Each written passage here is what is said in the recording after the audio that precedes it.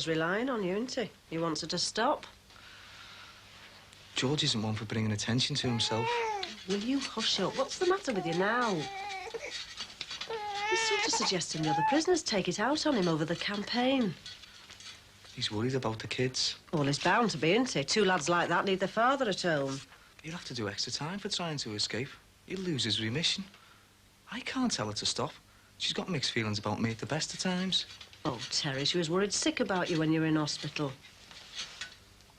My God, that poor woman. My heart goes out to her, you know. It does. So much bad luck. Me and my dad thought we were unlucky, but I've never known a family like theirs for bad luck. Do you want me to talk to her? I don't know what to do. I'd better go. It's all right, love. It's only Ruth. She won't stop. I want to help sort this out with you. Hello, love. Come in. Hello, Sheila. How are you today? I'm okay, thanks, love. This is Terry. Hello. Right. I'll be back about 4, Sheila. Oh, that's great, love. Listen, I've put her bottle and nappies in the bottom, and if you feed her when you get back, and then again at lunchtime, she should be all right. How'd you like having a baby sister, Terry? Oh, no, this is our Barry's mate. He's only popped in. I thought he was your lad, Sheila. Sorry, love. Bye. Ta-ra. Okay, love. There we are. That's it. Thanks, Ruth. I'll see you later, love. She should be all right for you. She'll be no trouble, love. You enjoy yourself. Thanks. Ta-ra. Ta-ra, love.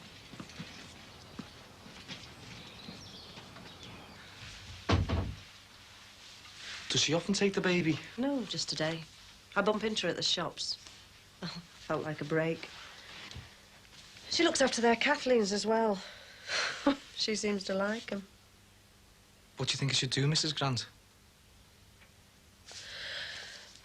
Well, I'll go and talk to her if you like. I mean, I'll get a mouthful, I always do, but... Well, it might get me out of my own miseries if I try and help somebody else. You're all right, aren't you? Yes, it's just the baby. She's all right, isn't she? Yeah, it's just me. Well, I never liked our Damon at this age. You can't help your feelings, can you? Suppose not. I try and love her. I think I've got a bout of this postnatal depression. Only I don't know what you do about it.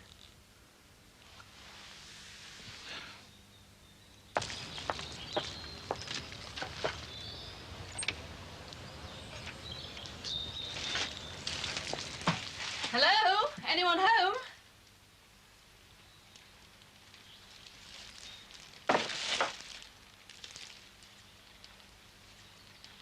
Paul? Gordon? Paul? Paul? Gordon?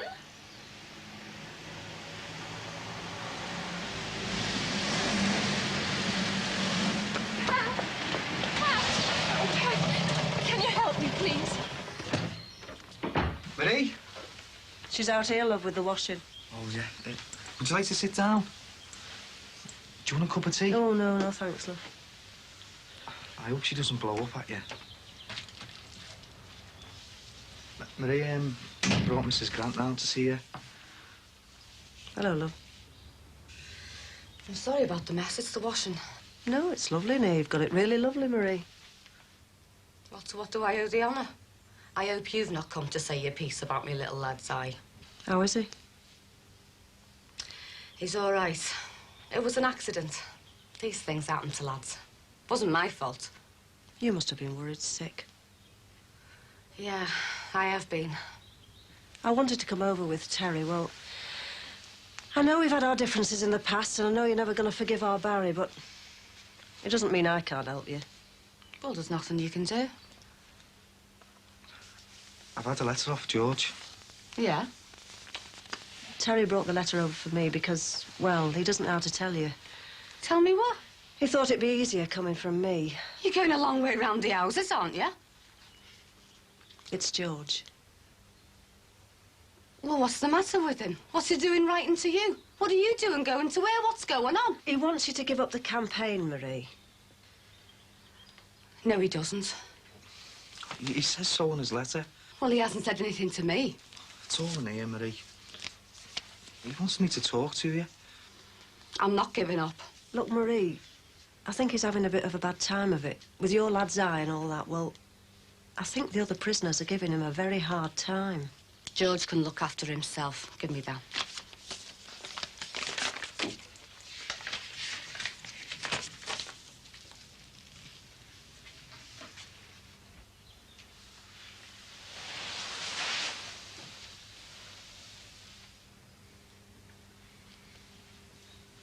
You've got to put your family first, love. Well, I'd say someone's been searching for something, you know, looking around. Can't understand it. Unless Paul's been home looking for something. Yeah, well, I haven't seen him. Well, you should ask Mr. C. He'll have it jotted down if anyone's been in or out of the close. I wonder if I should phone him. Well, there is £40 missing. It's my catering money. I can't imagine what Paul would want that for. I mean, well, he could go to the bank. Yeah, well, I don't know what to suggest. You know, there's more to this than meets the eye, Annabelle. Well, I don't think it's burglars. I think it's a member of my own family. Had some sort of turn. Well, Miss Havisham, I don't really have the time at the moment. But if you really insist on going through it... I would like to. Well, what about Friday, 10:30? Oh, I'll be at the London sales office then.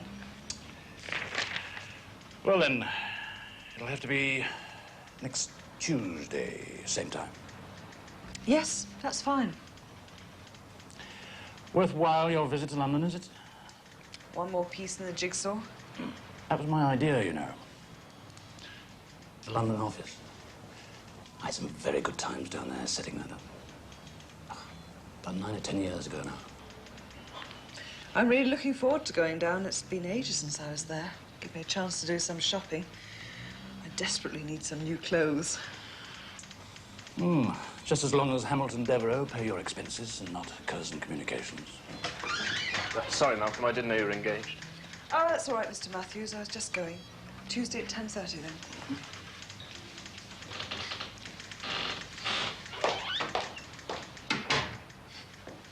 Miss Havisham, keeping on your toes, Malcolm. Auditors will be auditors. You get used to them. So, Miss Havisham is something you've got used to, eh, Deacon? She seems to be getting along all right.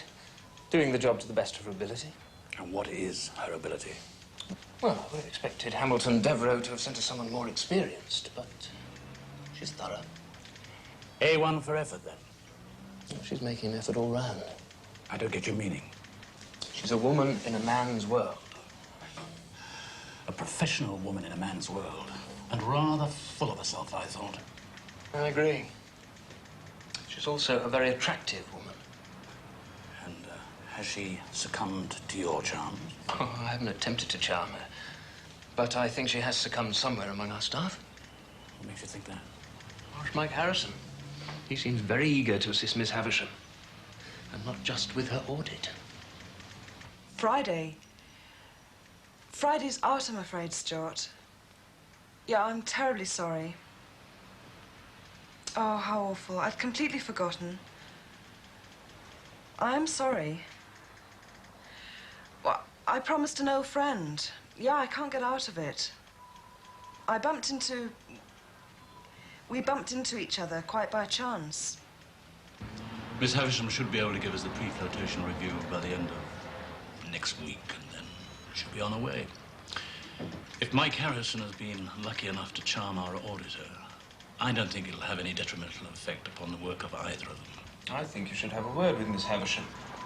It's her business. She's here to work for us, not to seduce our staff. I think you're overreacting. I object to the unprofessional aspect of it all. I think Hamilton Devereux should be told. She's hardly been here 2 minutes. You could be completely mistaken. I dare say. Nevertheless, I prefer her taken off the job. Well, that's rather drastic. I don't want to involve Tom Curzon in all this. Certainly not. Tom trusts us. I think we should act decisively. She's quite a turnaround. You were perfectly happy with her work a minute ago. I just don't think it's a healthy policy. She's looking into the financial viability of our company. I don't want her findings to be coloured or influenced by anything other than the facts and figures put in front of her. Do you think they would be? I'm sure they have been already. That woman spends far too much time chattering with all and sundry. Quite frankly, I'd prefer someone more experienced, more sober-looking and male. I can spot trouble, and she means trouble. If you're looking for my advice, just get rid of her. Tell Hamilton Devereux you want someone else and get rid of her.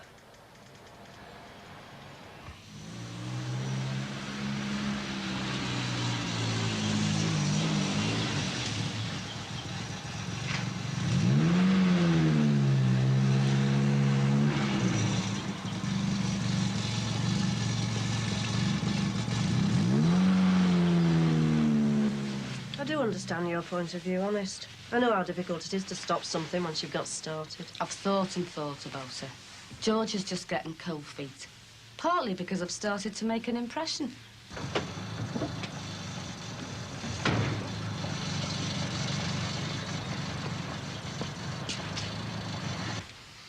You still not convinced of Mrs. Grant? No. Marie's got her own reasons for wanting to carry on. Who were they? God! Oh!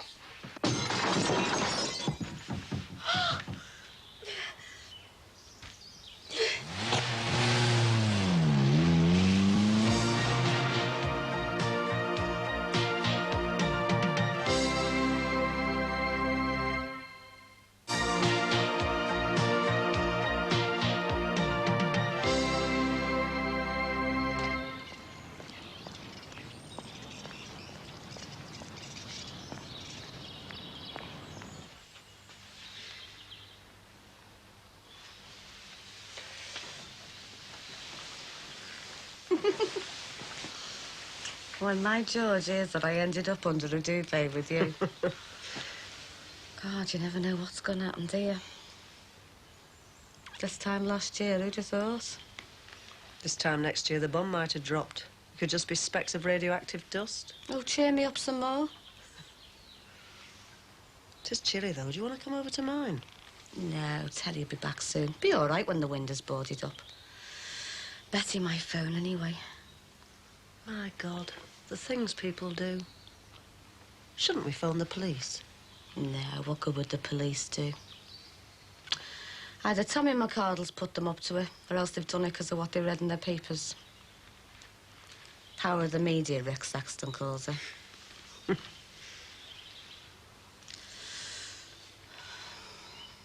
I'm gonna have to jack it in, Sheila. It's too much of a risk. You see, Mrs. Collins, we had a miserable night last night.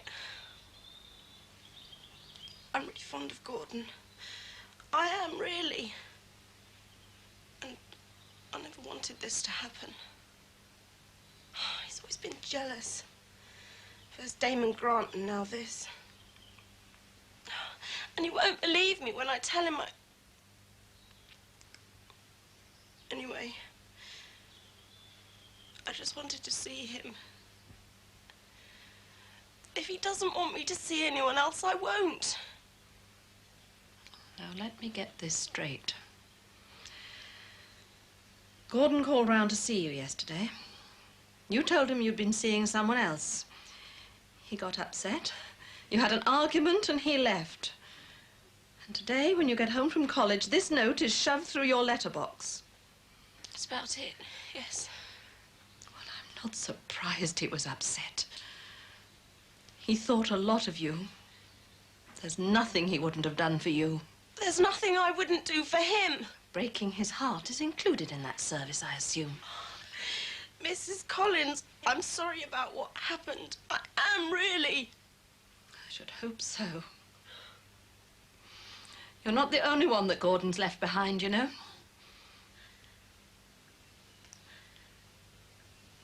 Judging by the state of this house, I think he's left home.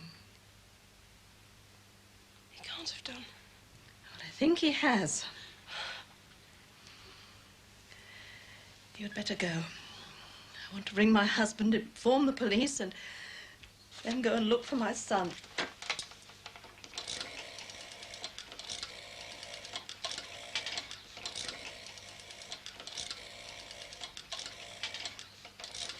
Is there anything I can do? I think you've done quite enough already. Shay, I'm home. Hiya. I wasn't expecting you. What's going on over there? Somebody's put the window through. I think Marie's making too much fuss about George. Some vicious people knocking about, eh? She's all right. I think the world could crumble around her and she'd count her blessings. She's tough. Tougher than me, I know that much. She's the toughest on the close, that one. Anyway, where's my little girl? Does she want washing, changing, feeding, burping? She's with a friend. Who, Teresa, is it? Ruth. Ruth? Never heard of her. I bump into her at the shops. Where does she live? I'll nip over and get her. Save her out the journey. I don't know where she lives. What? You've never been to her house? I think she lives on the estate, Newlyn Avenue, near Ted and Marion. Round that way. Sheila, you don't know this woman, do you? She's minding the baby and you don't even know where she lives. She looks after their Kathleen's as well. God, Shay, how long's this been going on? This is the first time. But when is she bringing her back? About 3 o'clock. 3 o'clock? It's 4:15. Oh, she'll be here soon then, won't she? Shay, what's the matter with you? You don't know this woman, do you? You don't know her.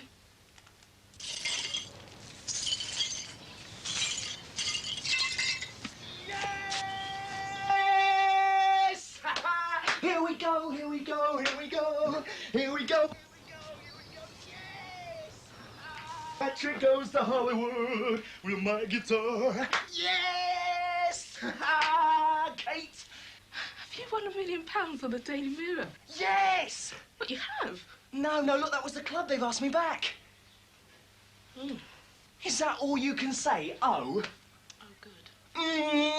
Here we go, here we go, here we go. Here we go, here we go, here we go. Anything could have happened to her. It's 4 o'clock and she's an hour late now and there's still no sign of her. I think we should go look around the shops and that. I think we should go looking now. I can't just stand here waiting. I better stay here then in case they get back. Well, can't you see why I'm worried? Yes, I can see why you're worried. You're making me worried pacing up and down. I wouldn't give her to anybody I didn't trust. I'm going. I'll see you later.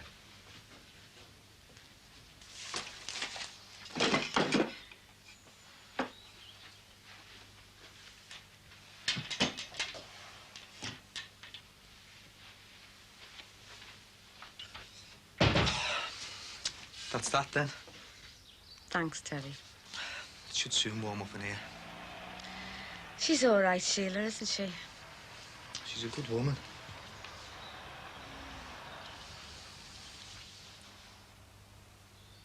I can't say I'm giving up. I'm not giving up.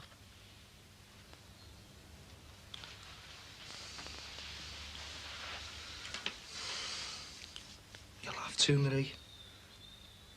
Do you know what they used to say to me? Because my mum was a caesarean. They used to say, you fought your way out and you haven't stopped. I was only 3 then. I'm 35 now and I'm still not stopping. You haven't got a backbone, Marie. You've got a rod of steel. That's the nicest thing that anybody's ever said to me. But think of George and the kids.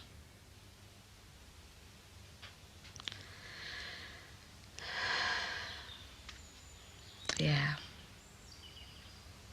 I am going to stop the campaign. You'll have to. I'll not stop fighting, though. It's in my nature. I know. I'll bounce back. So will George.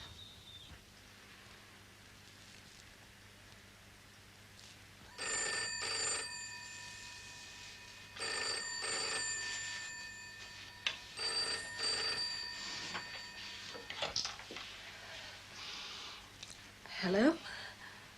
Oh, it's you. I've been ringing you all day. I can't. Not on the phone. Paul, come home. I don't care if you lose your job. Just come home now. Listen. Dear Mum and Dad, I'm going to look around for a while. Sorry if I've borrowed 40 quid, but with my savings, that will keep me going.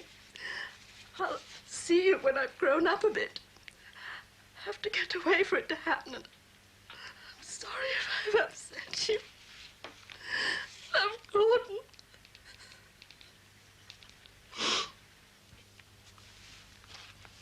I do love you. I do. Don't think I don't.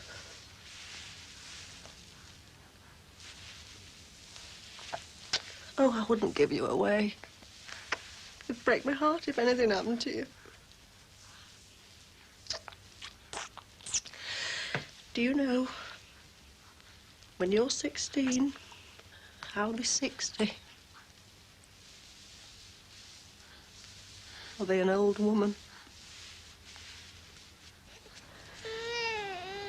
Where's your dad?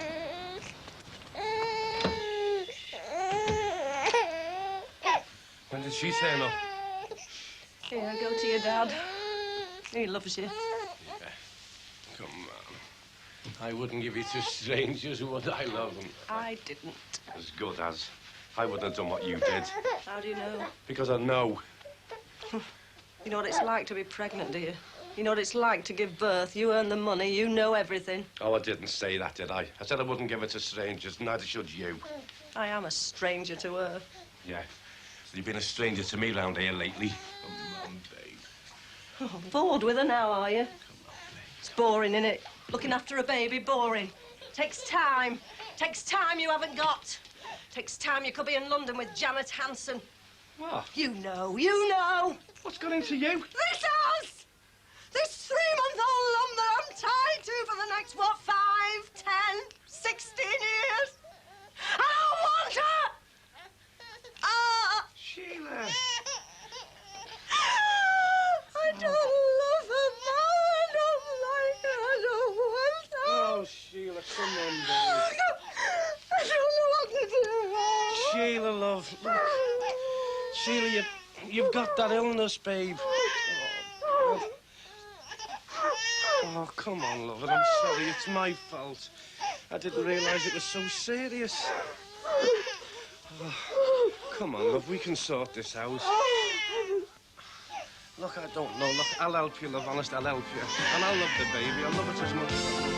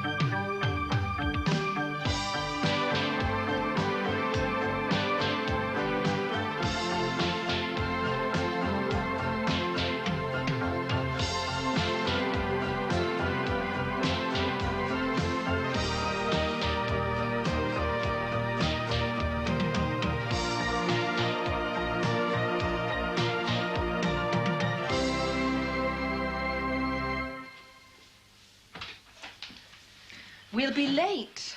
I got caught up in traffic. Your car or mine? We'll have to take both, Hannah. Both. I have to go over to Petrochem. I'll drop you there afterwards. I have to go now. You don't mean it. I'm afraid I do. Paul, we have to go to Gordon's school. Our son is missing. For God's sake, Anna, you don't have a monopoly of concern. Seems I have. There's a board meeting after work over this Woodward and Lynch business. The office contacted me at a client's. And since when has your job been more important than your son? How can when you say that? When Gordon returns, If. When? When Gordon returns, he'll want things just as they were. Just as they were. Isn't that what he ran away from? We don't know what he ran away from. What shall I tell them? I don't know. You were too busy to come?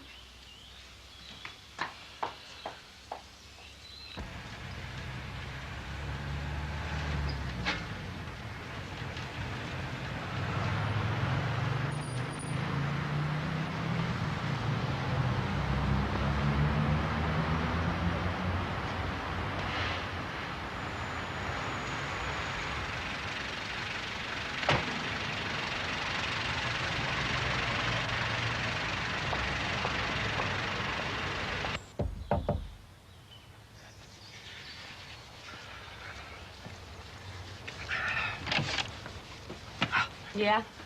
I'll tell you in. No. Oh. When's he getting back? I haven't a clue. Oh. Do you mind if I come in and wait? Why not? Thinking of getting you the rent book. Where's he gone? Delivering a car. Oh. Michelle's. Shows yours, then.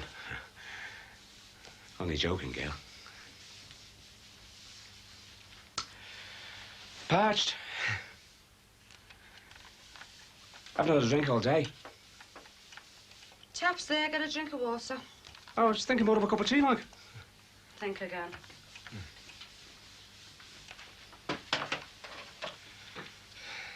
I'll only use one tea bag. Michelle not in? No. You think it's gonna rain? Look, why do you keep coming here? What's the big attraction? The conversation.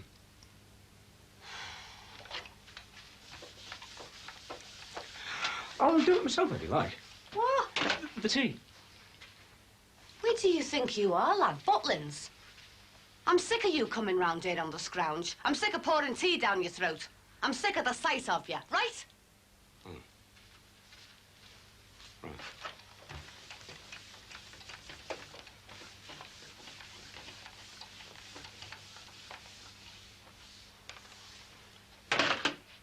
How many sugars? 2. Any biscuits?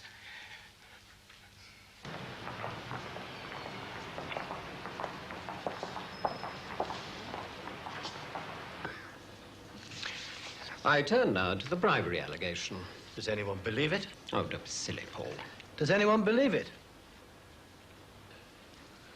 What's silly, Nigel? My question or the allegation itself? Both. In that case, move on. And simply ignore it. Well, if you don't ignore it, if you don't treat it with the contempt it deserves, it's succeeded. Is that what you want? David.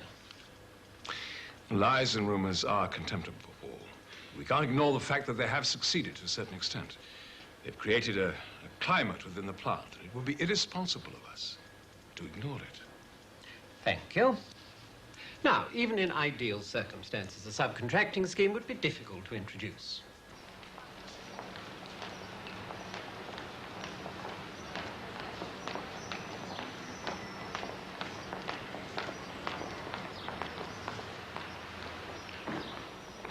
Our union membership here isn't exactly militant, despite the closed shop, or maybe because of it. However, I suggest this is our muscle flexing time. They'll fight over this, and shall I tell you why?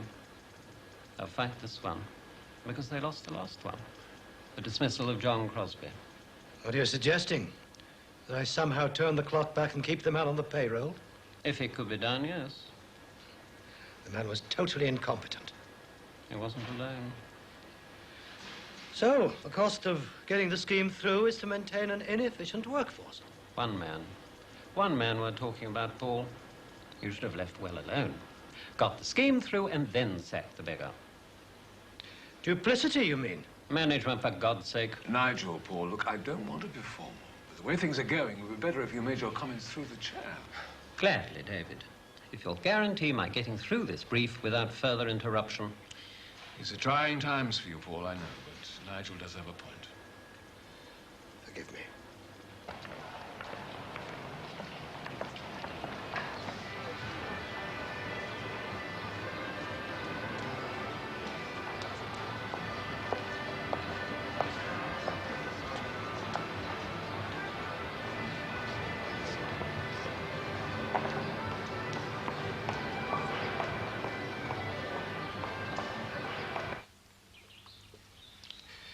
What do you do overnight? Watch telly?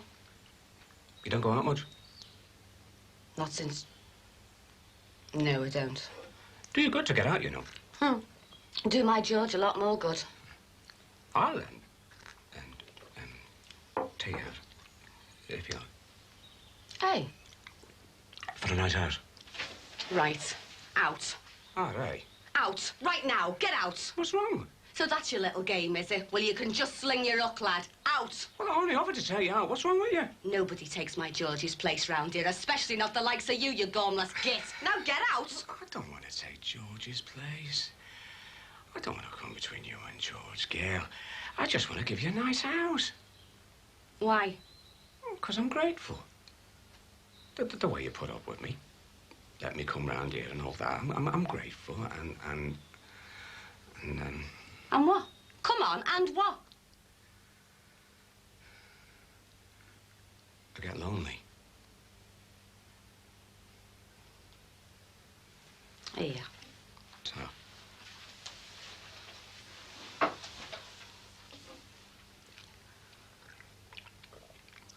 Will you? No. Why not? Tongues will be wagging. If they're wagging about you, they're leaving somebody else alone. How long is it since you've had a night out? How long? Oh, ages. Just a night out, Gail. There'd be no need for us to... No need? There'd be no chance, lad. Well, that's all right.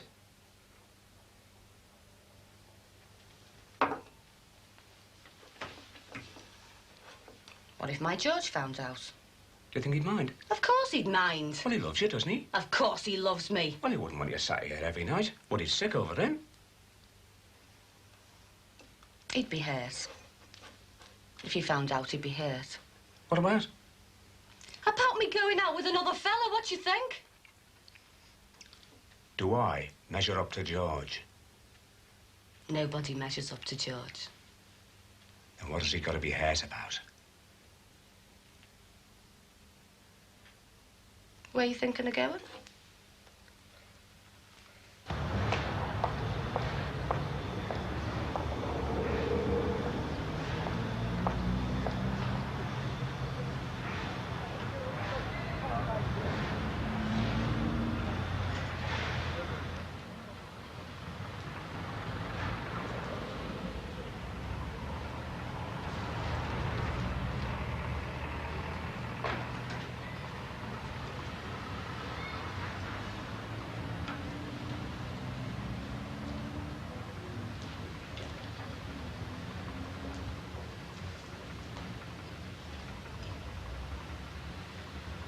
I know Paul's going to make a strong economic case for subcontracting, but I ask you to consider this.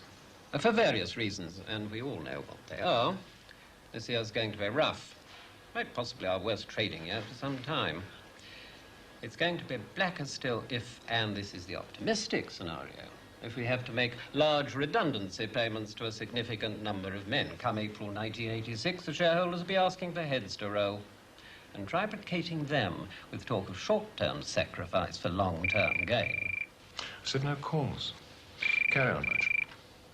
Not only is it against the interests of the company to go through with this scheme, it's against their own personal interests as well. And I value my job, thank you very much. There's a call for you, Paul. For me? Yes, I suggest you take it outside. It's personal. I see. Excuse me.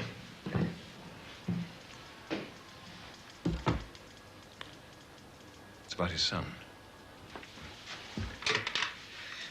Yes? Oh, thank God.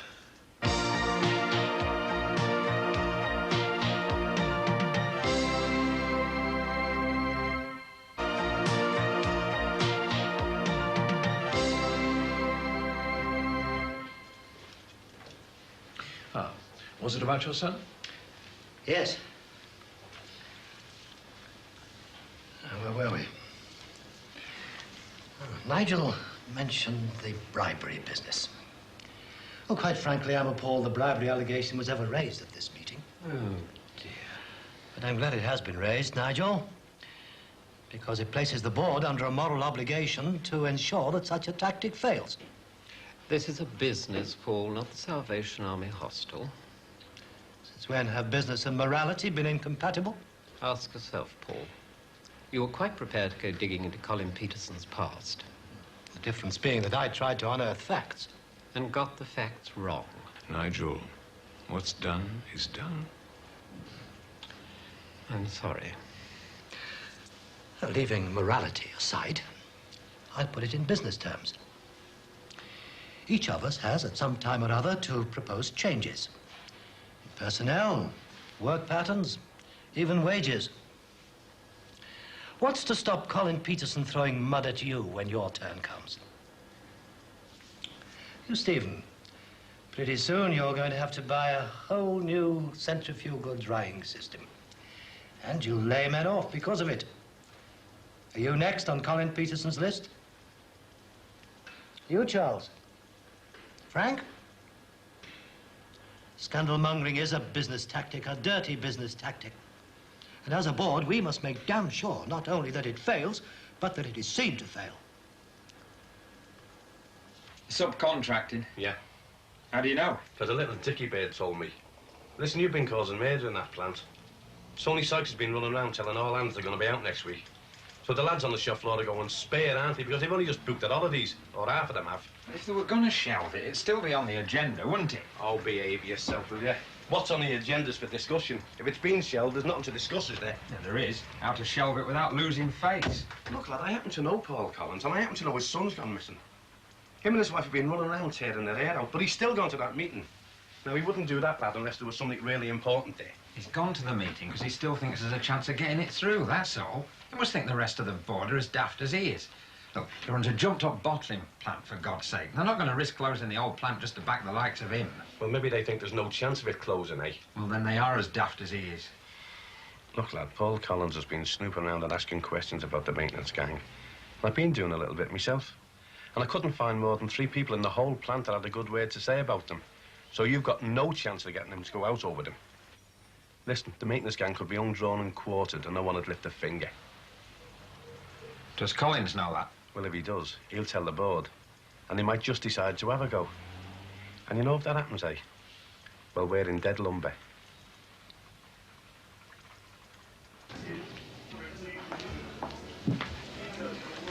Sorry I'm late, Dom. Some things are worth waiting for. Thank you. Thanks. Oh. How was London? Ooh, fairly hectic. Could I have a house white, please? Thank you. Plane from Heathrow. Business must be booming. Generous expenses. Tired? A bit. How are you? Fine. The stroganoff looks good. If you think Petrochem will risk an all-out strike for the sake of a jumped-up bottling plant, then you are mad. Those as near as damn it are Colin Peterson's words. He's right. He's saying we're spineless, for God's sake. He's saying we're cautious, Paul. At least some of us are. May I come back to this point? Of course. Nigel makes a great thing about my sacking one man. The timing, that was all. He was a clown. I don't think even Nigel would argue that he shouldn't have been sacked. Of course not. I repeat, it was the timing. The timing? A man who should never have been allowed inside the plant, and we have to agonize over when and whether to dismiss. And why? Because of trade unionism and the Employment Protection Acts. But with outside contractors, we have no direct employees. We can sack when we need to sack, without trade union action or redundancy payments, simply by not renewing their contracts. That's the benefit of subcontracting, flexibility in manning. And the more Nigel argues the Crosby case, the greater the argument for subcontracting becomes. I didn't expect assistance from such a quarter, Nigel. Thank you. Now I come back to Colin Peterson's words. Would there be an all-out strike? The answer is there would not be one over this issue. We don't all share your confidence. Nigel, there's a group of men in this factory who are on a higher rate of pay than all other hourly paid personnel, who are allowed to play cards when the rest of the plant is in full operation, because then their services aren't required, who own their own tea hut and consequently don't mix with the rest of the men, who stick to their rule book so rigidly they often deprive production workers of their productivity bonus, and so, in short, are despised by the rest of our workforce. No one will lift a finger to help them. Guess who? Nigel? The maintenance crew? I'll never know the reason why. I just can't say. Shut up! I just can't. Yeah, my dulcet tones annoying you then, Kate? Yes. Look, shall I give you a sneak preview? You know, take it from the top. No. Nah, you're right. Mustn't lessen the impact of the big night for you. It won't. I won't be there. You won't be there? That's what I said. Well, why not? I just don't want to go. Well, have you got something else on? No. So what are you going to be doing? Just sitting around the house all evening? Yes. This means a lot to me, Kate. Do you mind? This means a lot to me, Kate. Will you give me that back, please? Well, why aren't you going? Give it back to me.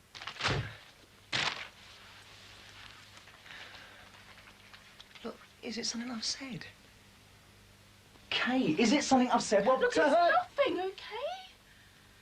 Kate, I've booked the tickets. Give one back. I can't give it back. And I'll pay you for it. They're comps. Then there's no problem then, is there? Why are you doing this? Will you give it a rest? Why are you doing this? Doing what? Treating me like a bit of muck. You get used to it.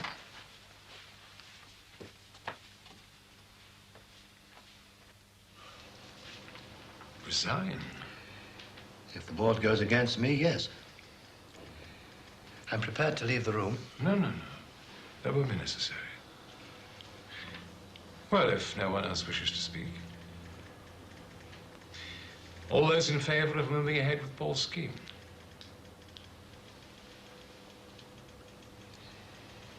Well, for obvious reasons, we might as well make it unanimous. Nigel? No. Oh, come on. No. I've no intention of threatening to resign. But I have no alternative but to go along with this lemming-like rush, but by God, I want to be able to say I told you so when we go hurtling over the edge. It won't come to that. Of course not. Right, item 1 is next. Stevens centrifugal system. David, I'm not essential to the rest of this meeting. I wonder if I might be excused. Of course.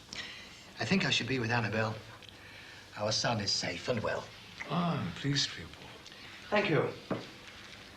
All in all, the last few hours have brought great relief. Have you talked to Sandra? No.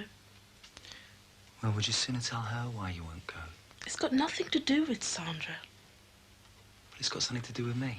Look, I just don't want to go, for God's sake. Kate, this has never happened before, is it? Well, we've always backed each other up. When that porter was giving you a hard time, well, you came to me, didn't you? I nearly got sacked over it. Look, dragging up favours isn't going to make me want to go. We can all drag things up. Yeah, well, I'm not going to try and make you go. If you won't go, well, then I can't make you, can I? But I'm not going to stop trying until you tell me why. Well, you owe me that at least. All right. I think your song's a stupid song, and I think you're going to make a fool of yourself. And that's stopping you coming, right? You wouldn't want to be associated with a fool.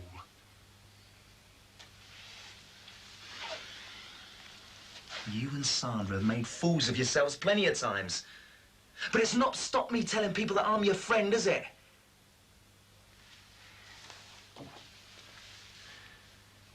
to show you, Kate.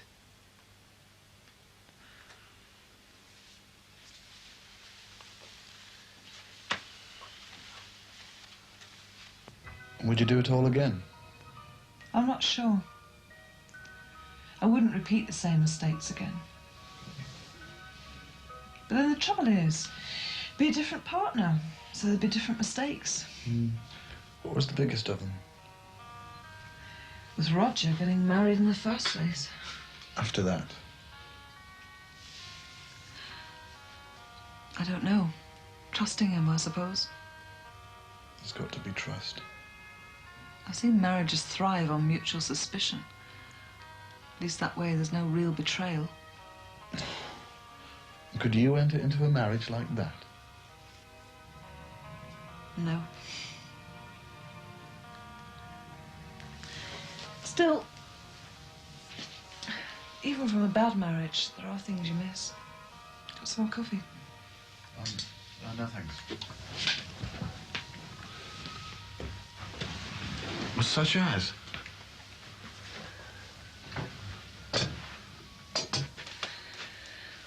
Someone to talk to when things have gone well or badly.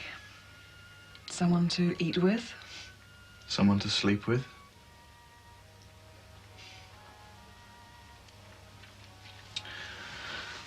Can I phone you? Yes, do. Tomorrow?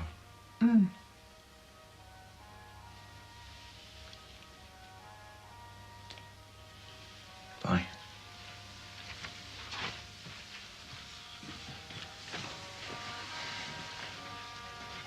You did promise. What? That you wouldn't assume anything.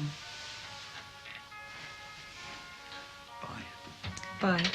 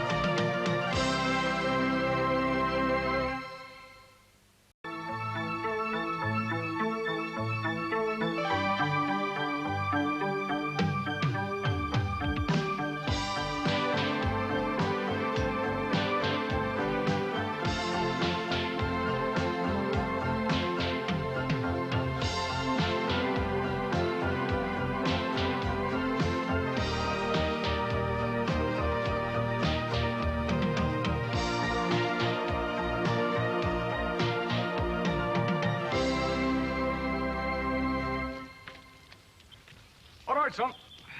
Oh, what do you want? Oh, that's nice, isn't it? That's a fine way to greet your father. Well, I've got no money. What makes you think I'm after money? I came round here to see you. Oh, have you? Couldn't lend us a tenner, could you? Dead right. Oh, thanks, son. I couldn't.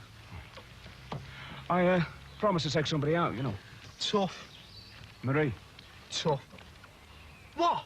Me and Marie, we're going out. Now, listen here, you keep your dirty little hands to yourself. How do you mean? She's Michelle's sister, so leave her alone. Well, it's platonic. You don't even know the meaning of the word. It means no chance anyway, so don't bother trying. She's only got to open her mouth, lad, and I'm quaking in me boots. Why? Well, you've heard her, haven't you? Now, why are you taking her out? She's fed up. I'm fed up. Might as well be fed up together. Well, where are you taking her? There's a darts match down at the Swamp. Oh, behave. If you're going to take her out, take her somewhere decent. Well, like? Well, take her out for a meal. Oh, take more than a tenner, that, Teddy. Look, don't you take me for a mug. I'll get you the money, but don't take me for a mug. Your father's proud of you, son. I'm doing it for Marie, all right? Yeah, sure, yeah. Oh, and she'll want you to babysit as well, okay?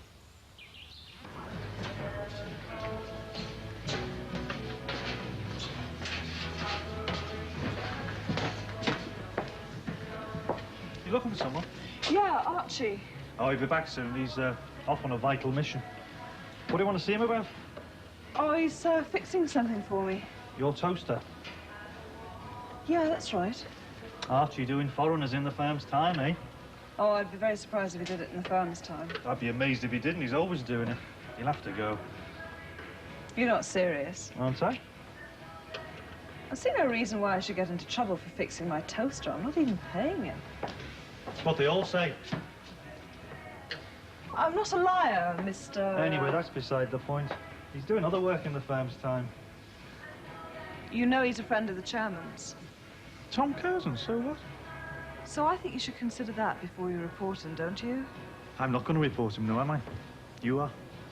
Am I? Well, you're the accountant Mr. Curzon hired, aren't you? Yes. So it's your job to save him money. So you'll have to tell him about Archie. Look, I tell you what, I won't tell you how to do your job, and you don't tell me how to do mine. Is that a deal? Hello, Miss Havisham. Hello, Archie. I'm just finishing it now. What's that, Arch? A toaster, Mr. Curzon. Thanks, Arch. You're Mr. Curzon. Tom. Tom Curzon. You're Heather. Get a shovel handy, Archie, so I can start digging a hole. Why? Because subcontracting the maintenance work makes sense. When? As soon as possible. When can you get your side together? There'll be no negotiation. The board sees no point in it, particularly in view of the kind of tactics you've used. The men will be informed. A slip of paper in the pay packet? That's one way, yes. You're crazy. I don't think so. I know you've been sniffing round, Mr. Collins. I know you think this'll be a piece of cake. But I've promised those men my support, and I keep my promises. If you've guaranteed the board this is going to go through without a strike, that's the biggest mistake you've ever made. It could be you out that gate, not the maintenance men. I thought he was one of the men. He likes to keep his hand in. But he'd be a lot older. That's what they all say. He has an eye for a pretty girl and all. What are you implying, Archie Rivers? You know, I just can't get used to these new colours. Mr. Curzon seemed to have eyes only for his work. But that's those eyes. His eyes for a pretty girl he keeps here. Yeah. Oh, bless you. Archie, are you still getting those faulty goods returned? Yeah, The same rate? faster than ever. Have you told Mr. Curzon about it? Well, You haven't, have you? well, he must know himself, mustn't he? I mean, it's not for me to tell him how to run his business, is it? You seemed cheerful enough just now. Things getting bad, are they? Pretty bad. God's sake, George, they won't even negotiate. They've got a perfect right not to negotiate. You've practically called one of their managers a thief. You've been going around the plant threatening everything by the national strike. We're going to have to start calling you Arthur. If I hadn't put myself about, I'd have gone ahead with it already. If you hadn't put yourself about, we might be negotiating by now. Negotiating? Well, don't knock it, son. It's what you get paid for, remember? I am not going to negotiate the sale of jobs. I think that's up to those in the jobs, Colin. Is it hell? George, hasn't the miners' strike taught you anything? A man's job isn't just that man's job. It's his children's job. Try telling that to the members. Yeah? Oh, hello, buddy. Yes, they're going ahead with it. Oh, you will? Good, thanks. Bobby Grant's coming over. I can handle this. Well, you'll handle it a lot better with Bob then, won't you? Will Rudolph be there tonight? Who? Your dancing friend.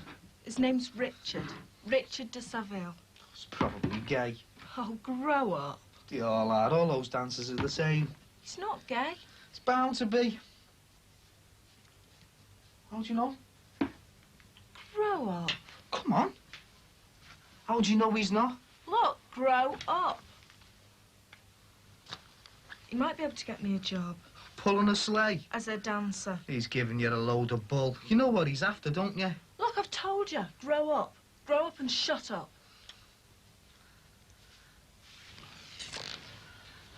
Couldn't lend us a few bob, could you? Why? Just need it.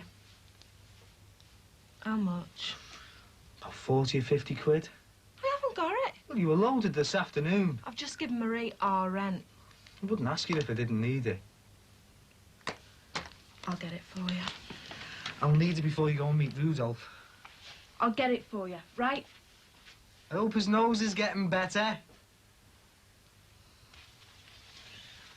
Are you ready then? Can't go yet. We'll have to wait for Kate. She's not coming. What? She won't come? Don't talk soft. Of course she'll come. You're coming, aren't you, Kate? No. Why not? Look, Sandra, I've been through all this. I just don't want to go. Don't be so stupid. I'm not going. You're a miserable Come bism. on, Sand. Why won't you come? Look, will you leave her? I'm going to be late.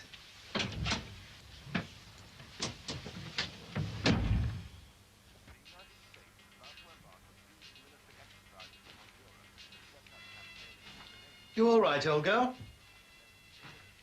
Yes. Well, Gordon's safe and well. That's the main thing.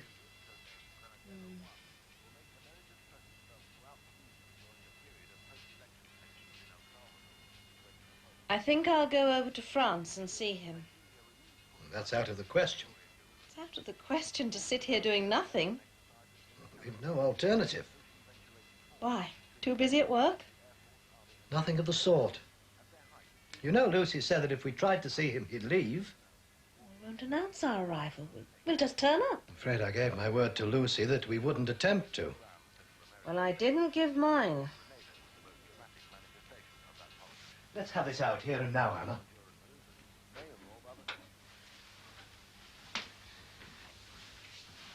What did he run away from? Ask yourself, Paul. Even when he ran away, you were too busy with your maintenance contract to be bothered about him. Parents often blame each other in situations like this. Oh, for pity's sake.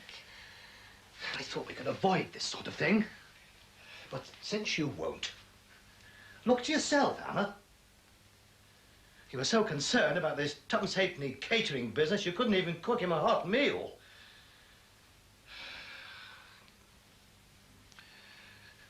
We'll do nothing. Lucy said he's going to write. Oh, we'll wait till we get his letter.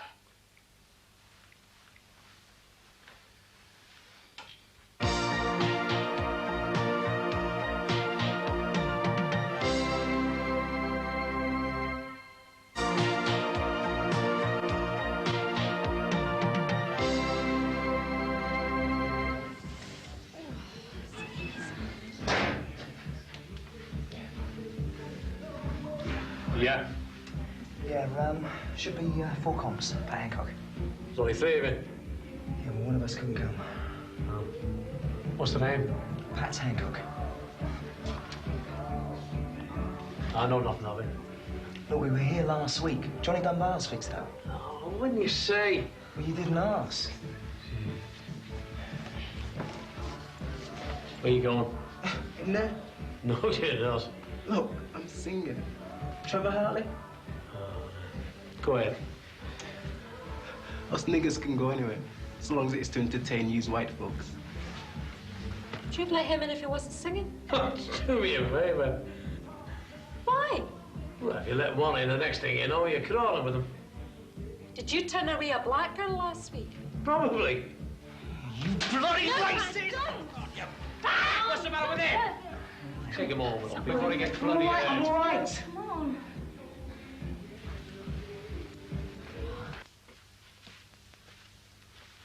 You getting ready? Yeah. What for? There's no law against it, is there? No.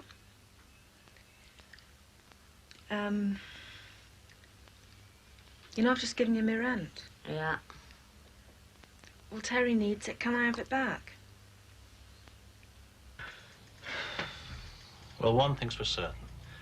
We can do nothing. The men are going to open up their pay packets and find those redundancy notices. So they walk out and they picket the gate. And the plant will close for a few days.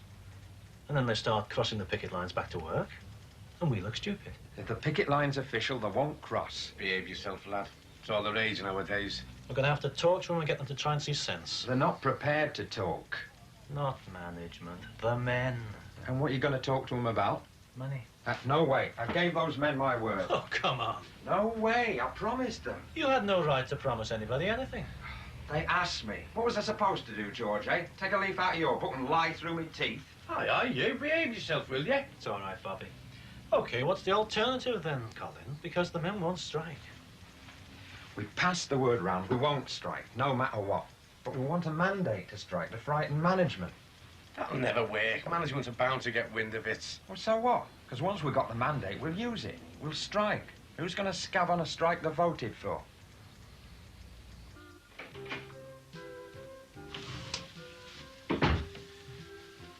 You're early. We didn't go in. Why not? Oh, you know why.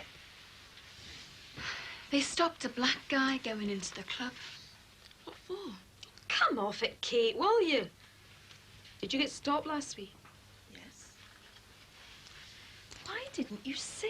I couldn't. You couldn't? Oh, don't be so bloody stupid, Kate. Look, Pat, I didn't want to interfere with your career. If I had told you, you wouldn't have gone in. We didn't go. You were unlucky. Unlucky? Unlucky.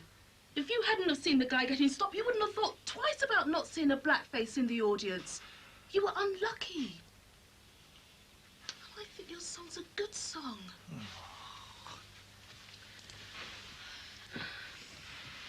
Look, Kate, we always said we'd back each other up. We'd be straight with each other. It was a promise. Well, this is the first time it's been broken, and I think that's a bloody shame. The first time. It's been broken hundreds of times. You want me to be straight with you? Tell you how many times the colour of my skin's got me treated like a dog. Well, how long have you got to spare, huh? A week? It's not the first time. It's just the first time you found out, that's all.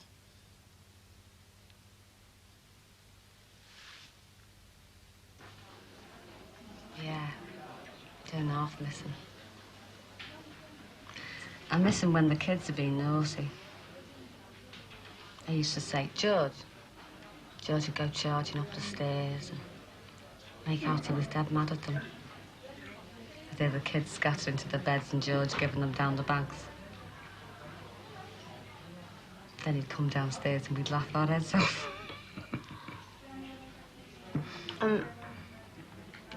I miss telling him when they've done something good, you know, like... Hang on, I'm trying to think when they did something good. Like when they sold their bikes. God love them. Well, he'll be out soon, girl. Yeah. And when he is... What? What do you think?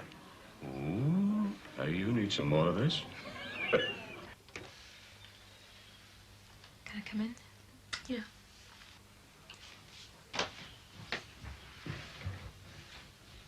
What do you think of Pat's girl? She's nice.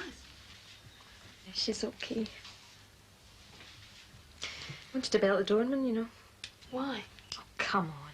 Look, it wouldn't have done any good. Would have just made him more racist, that's all. Never think of that, though, do you? Well, you should. Look, Kate, tonight meant a lot to Pat, and it's all gone sour. And you made it worse.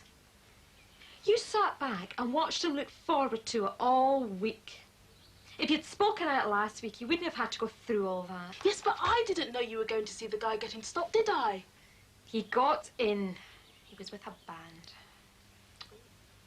Do you think that's terrible, though? He knew what was going on. He still went in. That's what it takes, Sandra. I don't blame him. I mean, I work in the hospital. Come on, the hospital's not like that. Oh, yes, it is. It's just not so obvious, that's all.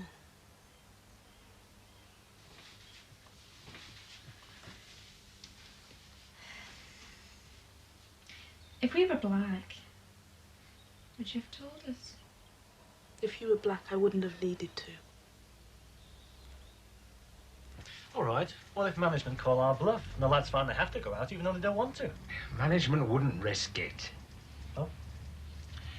I don't like the sound of it. I'm not going to con my own members. Yeah, it wouldn't be the first time, would it? You what? Hey, go on, lad. Say something if you've got something to say. Oh, second time round for you, isn't it? Fairbanks Engineering. You sat back then, let them close B plant. Well, you came out of it all right, though, didn't you? You what? I'll knock your bloody head off for you. Bobby. No one worked harder than me to keep that place open. Yeah, it closed. Take a walk, Colin. There's things to discuss here. Take a walk, Colin, while you still can. We'll call another meeting. We're going to have to get rid of young Colin. But not just yet, though. Someone's going to take the rap for all this. We were talking downstairs. We want to know in the future. Every time you've got a problem like this, we want to know. Now, wait a minute, Sandra. Racism's not my problem. I might suffer the consequences, yes, but it's their problem. Okay. But when it happens, we want to know. It's so funny. Oh, you wouldn't understand. There you go again. I'm white, but I might understand, right? I'm not getting at you, Sandra. You and Pat are good. You think about it, you fight it. Everybody should. Just don't lie to yourself about it. Auntie Mary, had a canary up the leg of a drought. Not gonna get as bad. That's all right. You won't have to pay. Oh, what are you waiting for, girl? Sing! How much is it? Put your penny on, girl. We're doing the dishes. Ask him if to take a Providence check. Oh, now, where did I put it? Hey, see us over here. Hey? Oh, yeah. It's got the corner off. Ah, Where did you get this? off our cherry. I lent this to our Michelle. Our Michelle has lent this to Terry. And Terry. It's the crafty racism that gets you. When the hospital administrator says, oh, how could we possibly be racist? I mean, look at all the black people we employ. And you look and you see plenty. But it's the white ones giving the orders. I was the only black girl in the class, and someone called me nigger. He said, she can't help being black. As if it was a disease. I was 9. I wanted to shout out, can't help being black. I want to be black. I love being black. But I couldn't. I was crying so much. Trendy lefties. They like being seen out with a bit of black. Reinforces their left credentials. They don't pretend not to notice. Oh, no. They want to advertise the fact that they can face these things. So all we talk about is my blackness, my black experience. I'm not a person to them. Oh, Sandra, I could go on. We've got time for a drink if we move ourselves. Yes.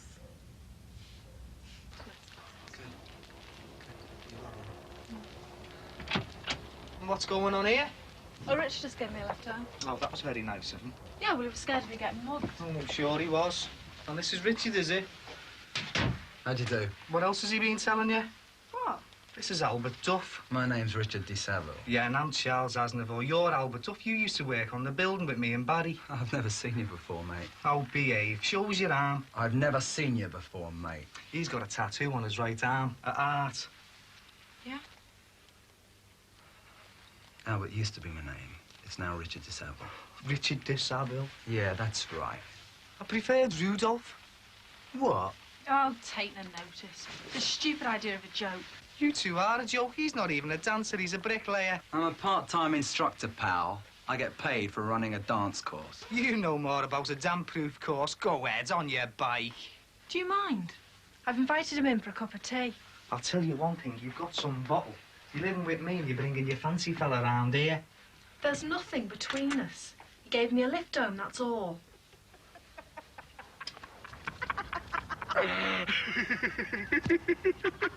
What's going on out there? Hiya.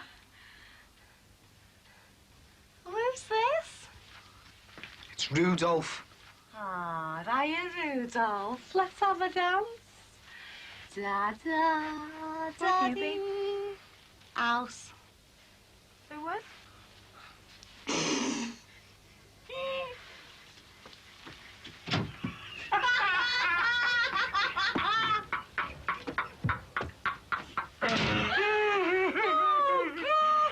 All right, girl. Cup of tea? Oh, you better make a coffee, Michelle. Black.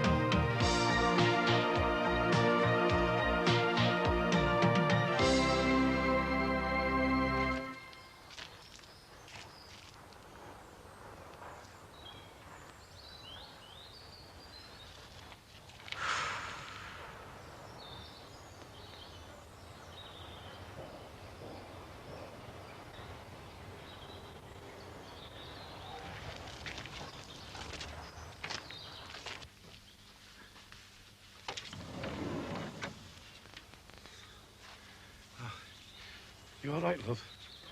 You want some breakfast? No, I've got one of them lunch things on today. It'll give me an appetite if I miss me toast. What about tea? Look, I'm all right. You sit yourself down. I mean tonight. Well, of course I will, yeah.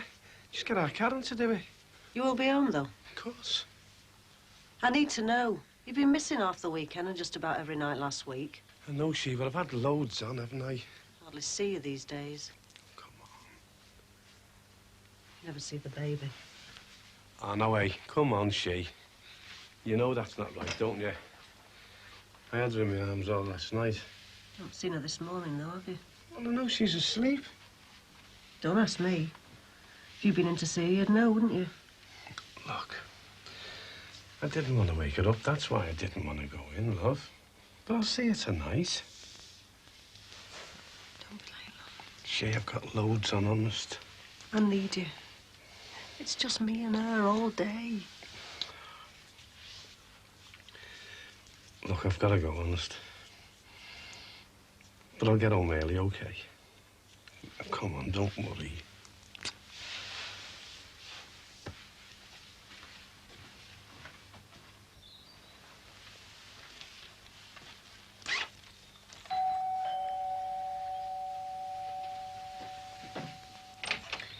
Yes? Mrs. Collins? Yes? I'm Joanna Duncan, Christopher Duncan's mother. The head boy at your son's school. Oh, hello. May I come in? Oh, yes. Yes, please do. I thought I remembered you. Christopher's mother. Yes, I think we have met. It's Annabelle, isn't it? Yes. I've been meaning to call for weeks, but Oh, is this convenient? You're going... Oh, yes, as a matter of fact, I'm just going over to see Mr. Doughty about my son. I want to talk to you about Gordon. Is he all right? I'm sorry? Has he been in touch with your son? Christopher hasn't been in touch with him for weeks. Oh, I'm sorry. I thought you'd called because... I don't know how I'm going to say this to you, but I have to. You are alone. Yes. Are you sure? It was Matthews. I loathe that man. With me, it's simple hate. I don't understand why a decent guy like Curzon took him on. Good at his job, maybe? That's debatable. But to do a thing like that... God, I wish...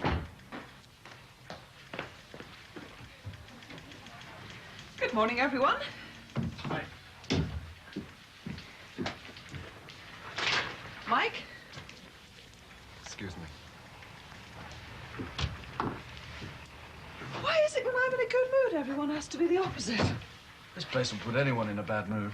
Oh, well, that's because you're still the underling and I'm the boss. Then shouldn't you show an example? I was here at 8:30 this morning. Hey, I had to go to the office first to collect this.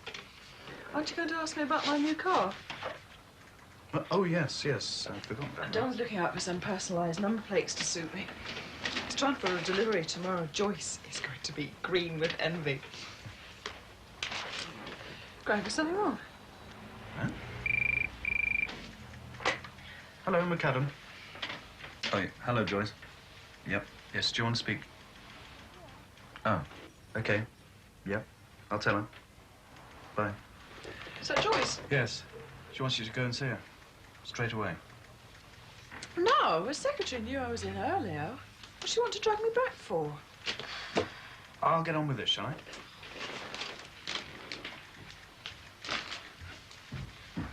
It started, Christopher's illness, when this girl appeared. Gordon's... She's called Kathy, I believe. I may not remember the name correctly, but it's what Christopher... Kathy. Yes, that's right. But I don't understand. I mean, what is she to do with your son? I didn't know he even knew her. She came between Christopher and Gordon. Between them? Gordon told Christopher about her. It started everything. He wouldn't go to school. He wouldn't eat properly. Geoffrey and I pressed him, but it was some time before he'd talk about it. About what? You knew they were close. They always have been. Well, when Kathy appeared, Gordon gave a letter to Christopher. He said he didn't want to be seen with him, associating with him. It took us some time to find all this out, and Geoffrey and I are worried about his schooling. It was an awful shock for Geoffrey and me when Christopher told us. You don't know what we've been through privately. If Mr. Doughty were to find out... Are you sure? Are you absolutely sure Christopher is... Yes. We've had a very long talk about it. We've all got to accept it.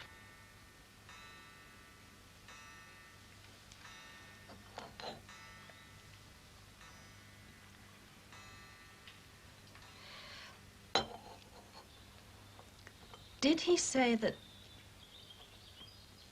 Gordon was that way?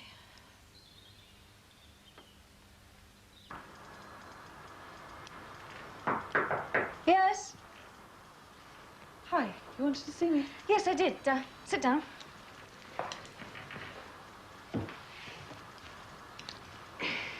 I was called up to Howard Drucker's this morning about the Curzon review. They've been in touch with him and, well, we've decided to make a change. A matter of switching people. Oh? We'll be putting Nigel Green into Curzon's tomorrow. Nigel Green? He's corporate taxation. Yes, I know. I'm afraid I don't need him.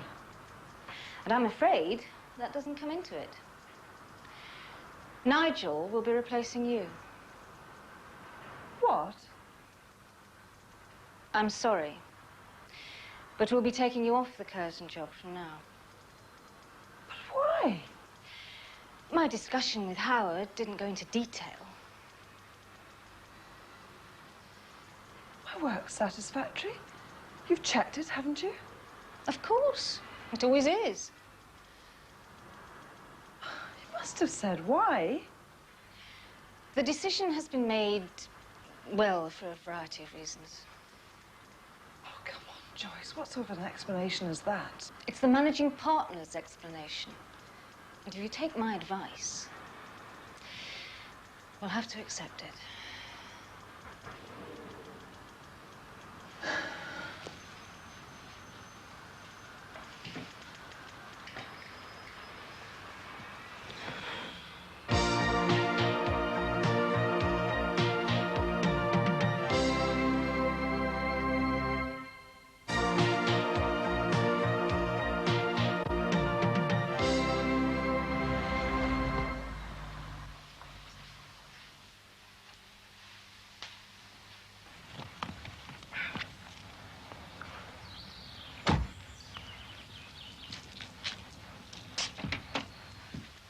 Anna?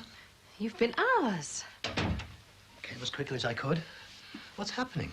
Has Gordon been in touch with this boy? No. Well, what then? Well, come on. I've driven 15 miles to come home in the middle of the day. What is it? Mrs. Duncan told me something that might be the reason for Gordon leaving. Yes? Gordon seems to have had some trouble with her son. They quarreled. Christopher's been absent from school and he blames Gordon. Gordon? Christopher's confessed to his parents. They seem to have been having some kind of relationship.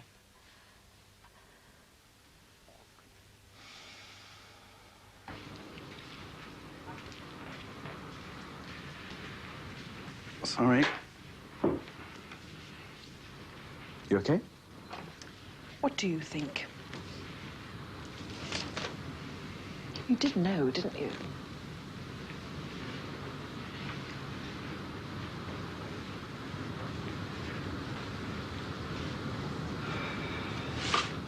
Yes.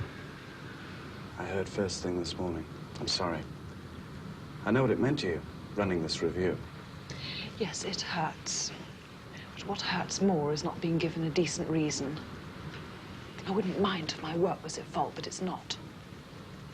What did Joyce say? She didn't go into details. Why not? I don't know. Apparently, Howard Drucker wouldn't take kindly to a fuss being made.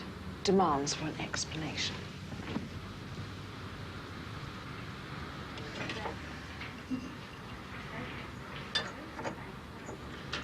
Greg, what's been said at the factory? Not a lot. Greg, I really think you ought to go and see Howard Drucker. will you just tell me what you've heard? Mike Harrison was carpeted by Matthews this morning for unprofessional emotional involvements. No need to guess who with. No. That man, he's a rat. I know. I hate to bother you, but you wanted me to go through the paperwork on those faulty product returns. Have you got any more on them? No. Do you think Matthews is covering up something over that? And that's why he's done this to you? I don't know. Even if I did, who's going to believe me? What would they call it? Sour grapes? A smear campaign? Revenge?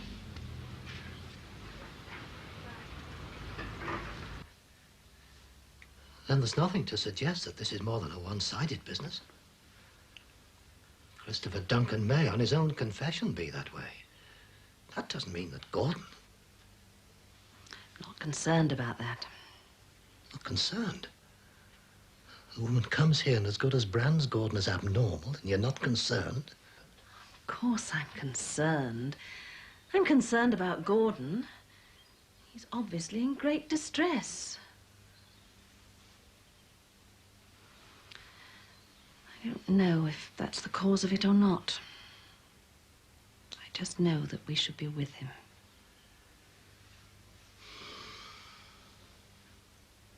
I'm going to book us a flight to France. Anna, you can't. We have to. Or is Petrochem and your precious outside contract getting in the way? You know what Lucy said? I didn't give her my word that we wouldn't go over. That's just an excuse. Anna, you're wrong. Of course I'm worried about Gordon. Then let me book the tickets.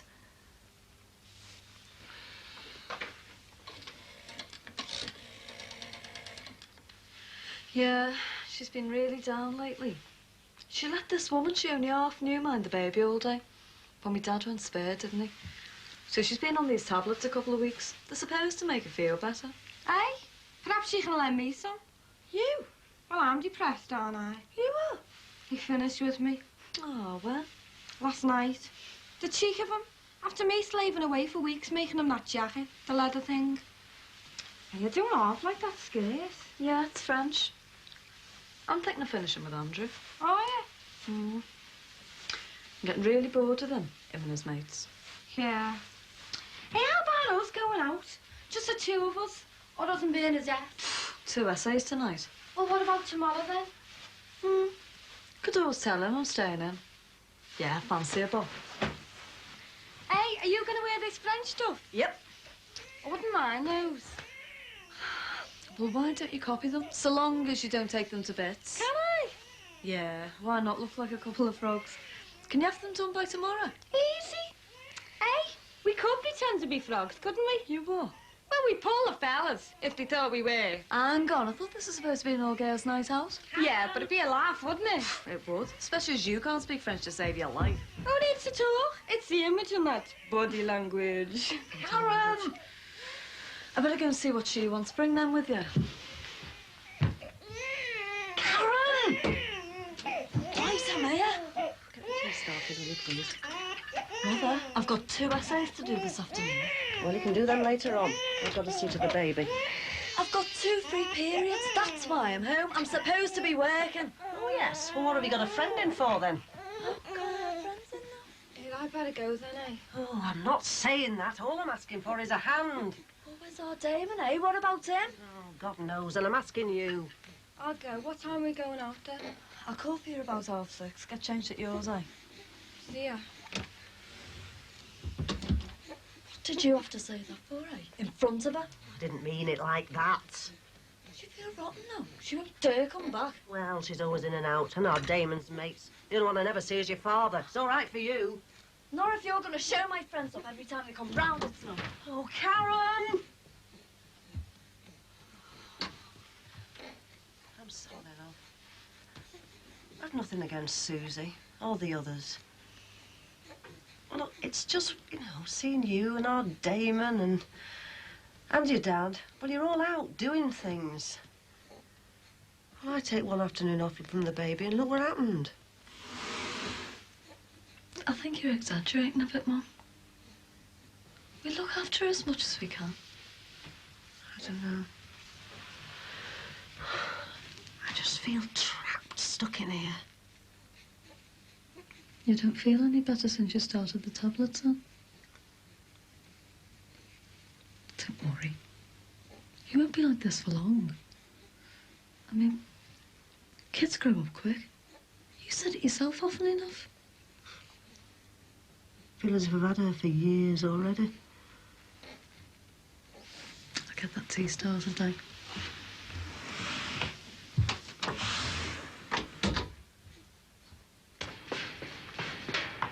Mike, Archie. Hi. We are honoured. What are you doing down here in a suit like that? Good job it's not that Sunday one, eh? You know where I can find Miss Havisham? Not seen her today. Really? She asked me to see her this afternoon about these blasted returns. She's been taken off the review. Oh? Seems odd. I thought she was very competent. And a nice change from your usual accountancy types. She made a mess of it. I'm not quite sure.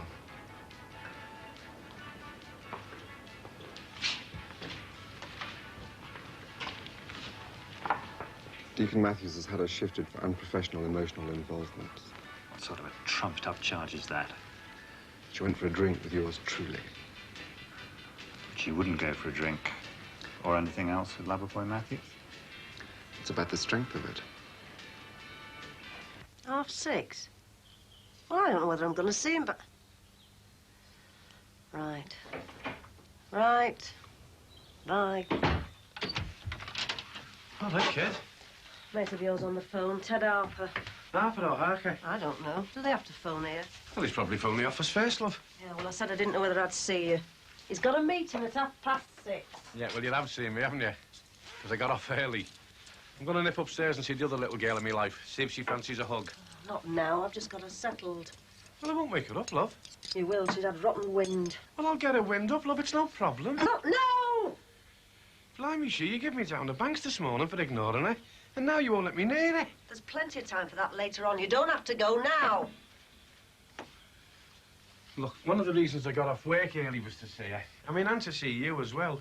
But what's happened, love? You've done nothing but narc at me since I put my foot in the door. Look, I know you're depressed, love, and I understand that. But blimey, there's a limit to what I can cope with myself, you know.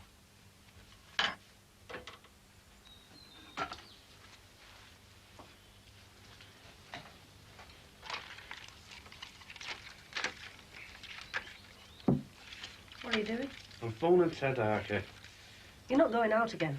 Look, I promised him last week. Oh, God. Shit. It's the last night meeting I've got this week, isn't it? I've just got one other meeting of a night. That's with George and a fella from Petrochem. And we're having that here. Here? Here, yeah. You can't. Well, why not? Well, look at the place. It's filthy. No, it's not. Well, what do you think about this, then? I mean, look at the state of this suite and the carpet. They're not going to be looking at that. They're coming here for a meeting. No, they're not. Nobody's coming into my house while it's in this state. If you want to have meetings here, you get a bit of decorating done. Well, it's not that bad. Don't you go siding with him. You won't be doing any decorating, will you? Gallivanting about half the time. Look, you've been in work for 6 months now. There's no excuse. We can afford a bit of wallpaper. Oh, that's it, is it? Oh, I see. We've got a few bob, have we? I go to work in the collar and tie, eh? God blimey, girl, you'll be asking for a new house next, won't you? No. I just want it decorating. Well, it's the first time you've mentioned it, isn't it, for God's sake? I say I'm bringing a new face home, you put on your airs and graces. Well, if this house is good enough for me, it's good enough for the fellas I work with. It's not good enough for me. Now, I've got my relatives coming here in a couple of weeks' time, and I want it done. Well, I haven't got the time. Find the time. Jesus Christ, oh, Sheila. There's lots of people on the dole out there. You're always going on about that. Get one of them to do it. Jesus, I'm not rolling in it, you know. I've never had anyone in it to do the decorating in my life. I don't care. Oh, God. I just want it done. Well, I can't afford it. Then I'll tell you to do it.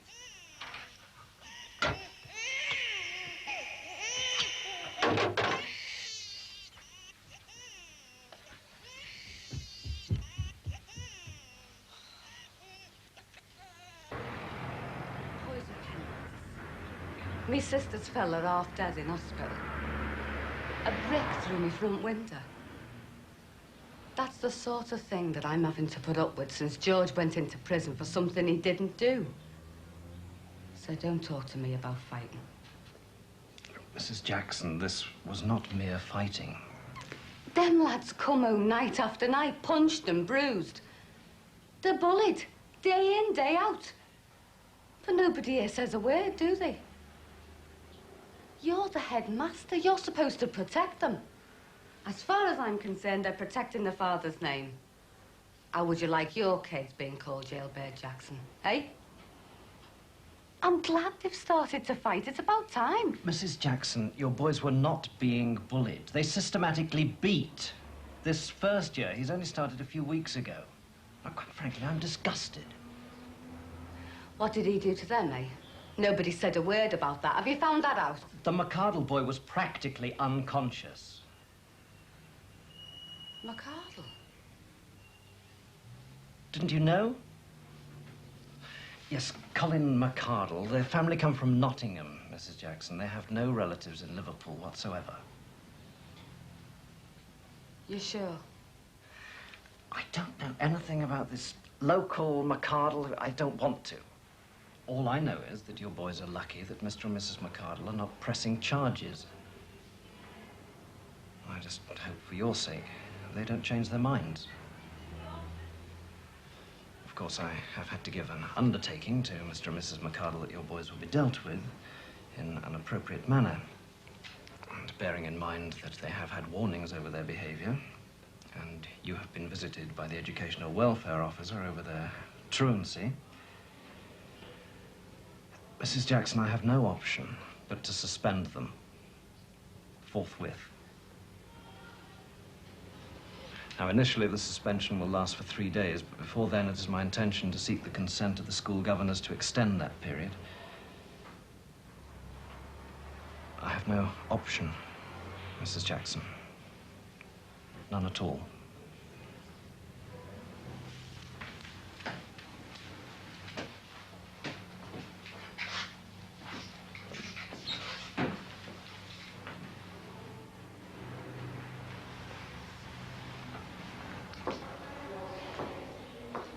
Thanks.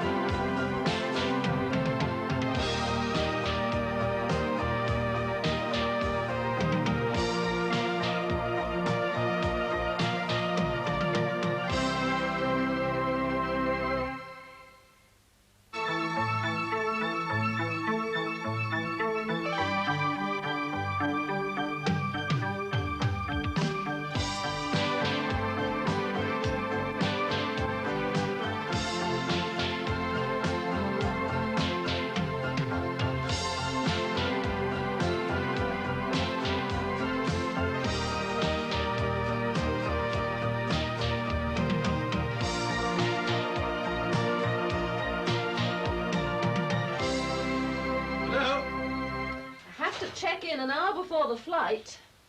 Plenty of time. I'm glad you think so. Plenty of time. Wish you could come with me to the airport. Yes. If it wasn't having to see that blasted site engineer this evening. Have you eaten? Well, I couldn't. No, I feel the same way. Want a drink? Have we got time? Yes, come on. Sit down.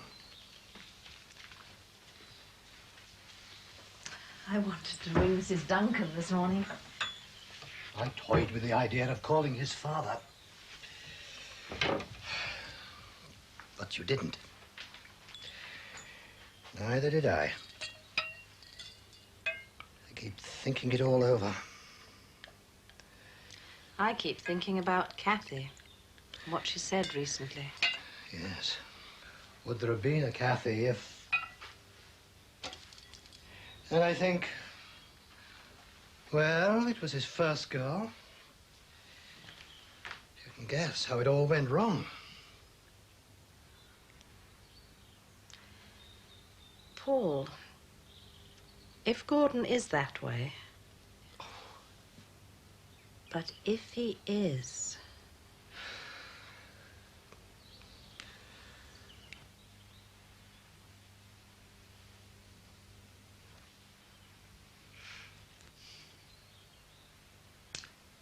Do you want another coffee, Sheila?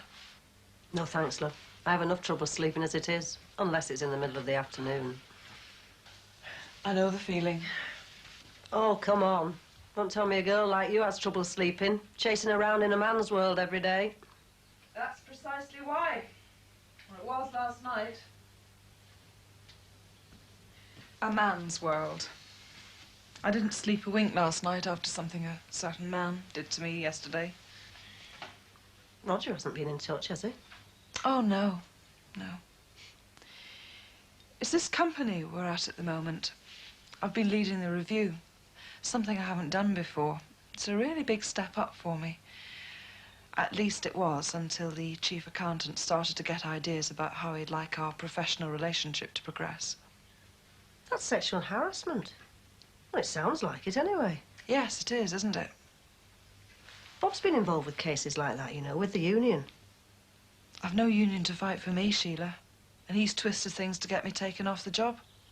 Can't you go and see your boss, you know, take it a bit further? Oh, I've been told to take it without a fuss. Anyway, it's a It's a bit more complicated than that. I thought you looked a bit down. No wonder. Hey, if you want any antidepressants, give us a shout. Yeah, I might do that. The problem is, it's men I have to deal with 99% of the time. It only takes one of them to get the wrong idea, like this Deacon Matthews guy, and the whole thing could happen again. Excuse me.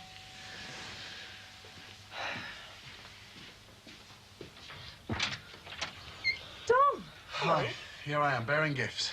Come on in. Oh, sorry. Oh, this is Sheila Grant, my neighbour. This is Don Summerhill. Hello. I'm a personal car salesman. I brought it round. What? Oh, the car. You've forgotten a smart motor like that. I'd better be going. Well, don't you want to admire it? This lady doesn't seem too enthusiastic. Some other time, love. Bye, Heather. I'll see myself out, love. Bye, Sheila. Bye. I'm sorry, I forgot. Oh, never mind. We can sign things up over a coffee, if I can invite myself. Come on, then. Come have a look. He's had a perfectly ordinary upbringing. Has he?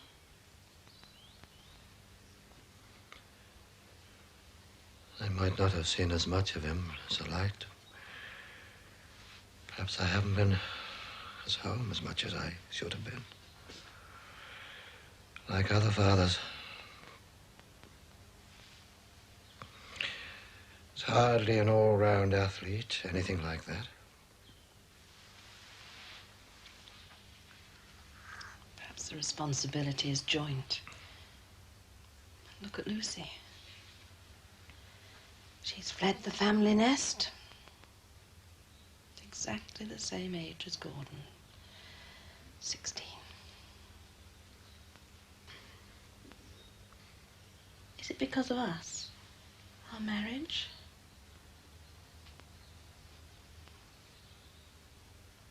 Perhaps we weren't together enough. We've been together a long time. Have we? Have we really been together? Together in the home. Together doing the things we used to do, yes. But is it enough?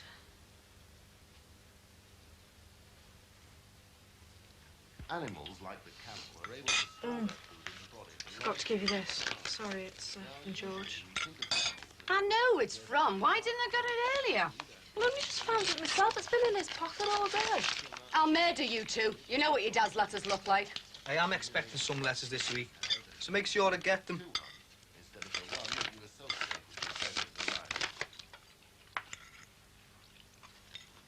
You will also notice that this variety has a shaggy coat for keeping it warm in the severe cold weathers of Southeast Asia. Oh, People God. often believe that the camel is rather an Where is it? antisocial animal. Although they've been used since early times like a horse for man to ride. He's lost his remission. Man has continued to strike up a very close... He's got to do the full suspended sentence for escaping. Another 12 months. But also in Australia. They're sending him away to Leeds. The animal has changed little since very early times. It's only...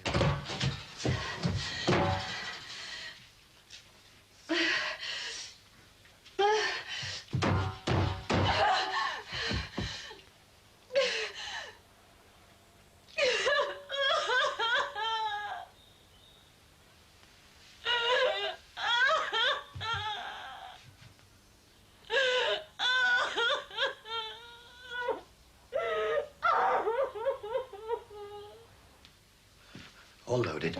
I've written down the instructions for the dinner party on Tuesday night. Yes, well, you just leave that to me. You concentrate on the job you've got to do.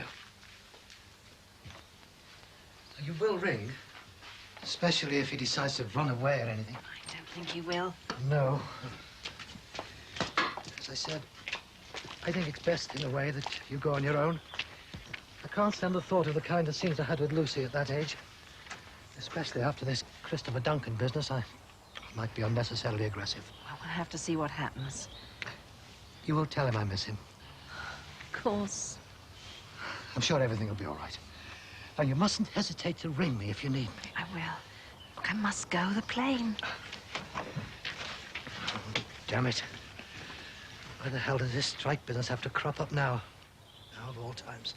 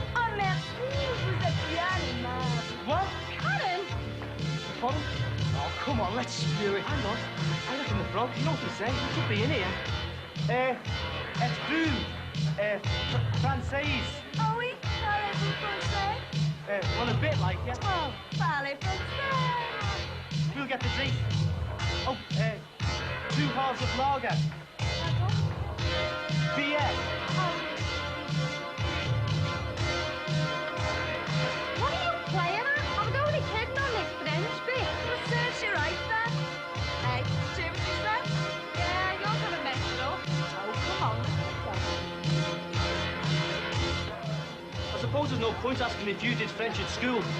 We don't have to talk to them. You reckon these French birds are, you know, don't be soft, they'll expect it. You know what the fellas are like over there? All chat, dead sophisticated. I can't carry on with it. You know we're making them look like a pair of bibbies. They won't want to know. Just listen to what I say and copy the offering. Shoot, mate. Now remember, dead sophisticated. Yeah, right. Hey, now don't make a show of it.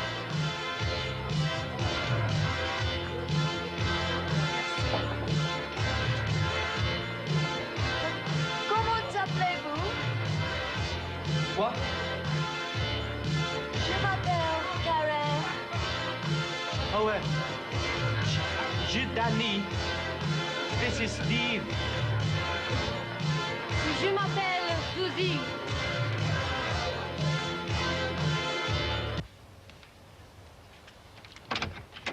Hello, son. All right, Mr. Grant, is Karen in? No, I'm afraid she's not, lad. Where's she gone? I haven't got a clue. Do you want to come in a minute? No, it's okay, yeah. She said she was staying in. Did she say whether she's going to see me mum? She hasn't mentioned anything to me, lad. That's great, isn't it? Oh, come on now. She is 18, you know. Yeah, and giving me the runaround. Well, she must have had to go out somewhere, son. She's always making excuses these days. I'm staying in, I've got essays and that. Well, now she is taking it O-levels, you know. Is that all she's doing? Oh, come on now. I know you're upset. Don't be taking it out on me. Shall I call Sheila and find out if she knows it's where okay. Just give her this. It's a concert ticket. I'll queued up all afternoon for it. Well, is there any other message, lad? Just tell her I won't believe her next time. Good night, lad. I'll kill you, Karen Grant. Well, they believe us, don't they? They might believe you. I haven't said a word. Said you had a septic throat. You. I'm going to seem really something now, aren't I? Septic throat. I quite like them. So do I. Do you know what Etienne said? Ettie what? French for Stephen. Yeah, they want to take us out tomorrow. So what are we going to do? I can't sit there like a dummy all night. And if we tell them we're not frogs, they won't want to know. I don't know. Well, you started it. Oh, it's only a laugh. Well, I don't think it's funny. Can't you remember anything? grade 43 in CSE. Well, that's something. It's not all soft, lad. Just try to remember it. I can't. You need an interpreter or something. For what? Jeez, you don't even manage English. Who do you know who speaks French? Oh, I know. Hang on. There's that lad at Bowler's Wine Bar. He lives in Kirby. But his man's a frog, and he was born there. That's it. Let's go and get them two. Get in the cab and shoot over there.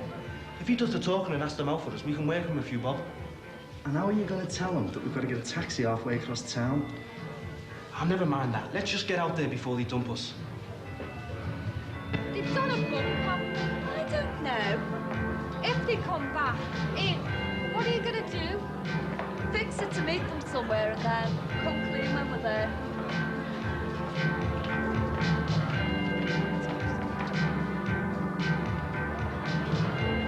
Où est-vous allez? Oh, je ring un taxi. Un taxi? Pourquoi? To get this fellow in Kirby who speaks frog. Don't keep calling them that. Lay taxi at Kirby. Oh, I can't stand any more of this. What do we want to blame a taxi to Kirby for? What is this? Yeah, that's what it is. Oh, I'm sorry, it was just a joke. You've been taking them.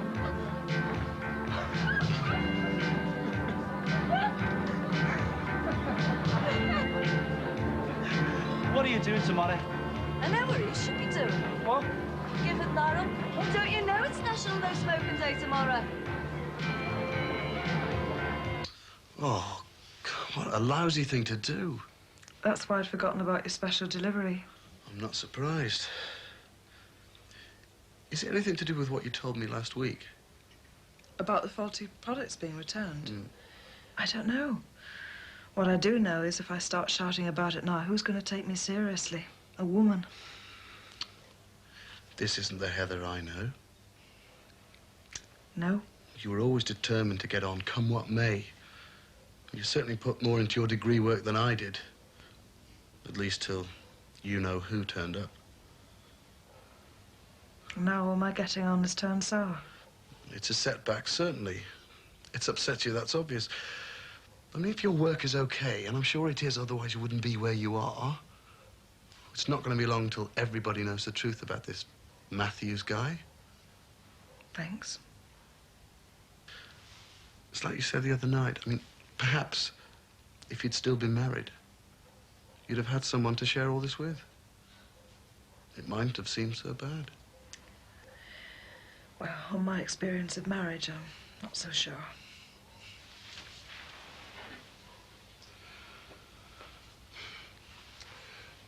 I shouldn't have been so backward in coming forward, should I? I shouldn't have stood in the wings when Roger Huntington came galloping on stage. Come on, let's get these forms signed. That'll cheer you up. You can drive up to the office tomorrow and say to hell with a lot of them. No, I don't think so, Don. Nothing like a change of car to boost self-confidence. I know I say that to all my customers, but it is true. No. Well, you'd sooner read through all the small print. I did think the car was going to be a part of my new image, but no, it doesn't seem to fit. Well, you'll probably have to wait ages to get another with such low mileage. I want to cancel it.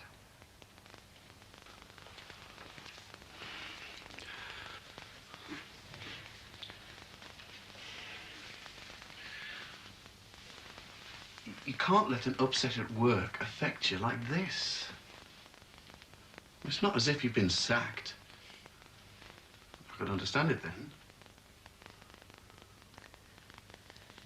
I was actually getting close to where I've always wanted to be when this happened. It was going to be a sort of a celebration, Don. And now there's nothing to celebrate.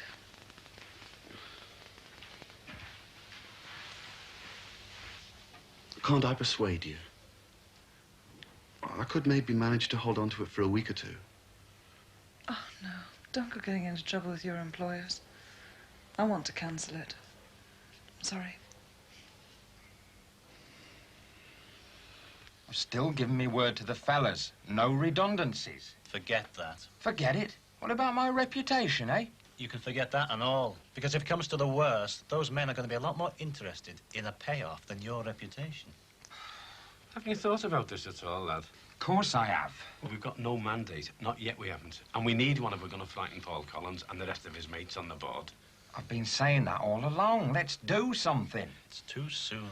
Look, we've got to get something really organised, something to frighten the life out of them.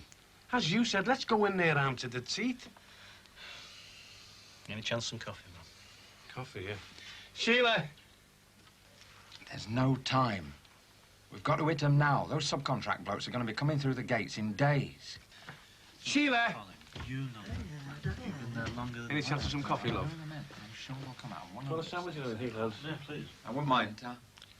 Bobby tells me that none of those blokes were going to get any support at all. I suppose the only chance of you going to see to her is the... I'm sure on a national principle.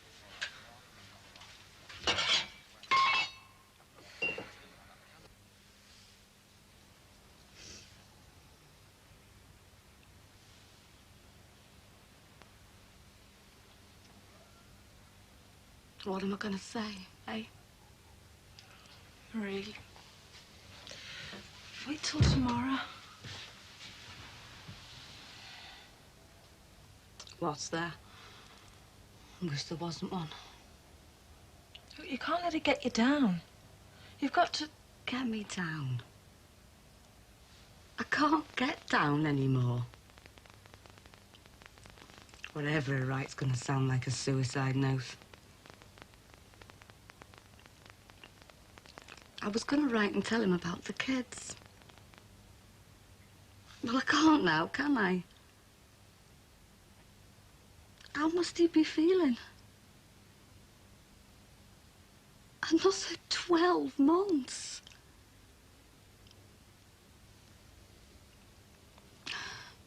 And away in Leeds. Just tell him that we're all behind him. That you'll wait for him. Same as often as you can. I don't think I can wait. Look at the state of me. Look at the state of the kids. We need him. I can't wait. Look, the board are solid. They know where they stand, and we don't. We need more time. It's too soon to start things the way they want to play it, lad. Tell him what we propose, Bob. We put it to them that both sides agree to a cooling-off period of, say, what, I don't know, 5 or 6 weeks. That way it gives us a chance to get our act together. I'm not going to Paul Collins with a suggestion like that. How am I going to look? It buys us more time. No. Look, you told me you could handle this, but you're not prepared to do anything other than whipping the members up into a frenzy. He'd laugh me out of his office. How about him doing it? Me? Why me? It's not such a bad idea, you know. I mean, you know the man. He is a neighbour of yours. Yes, Bobby, I think you should tell him. Well, that's it then. Motion carried. 6 weeks. Dear George, if I'm lucky, this letter will be waiting for you when you get to Leeds. Because I want you to know as soon as possible that what's happened isn't going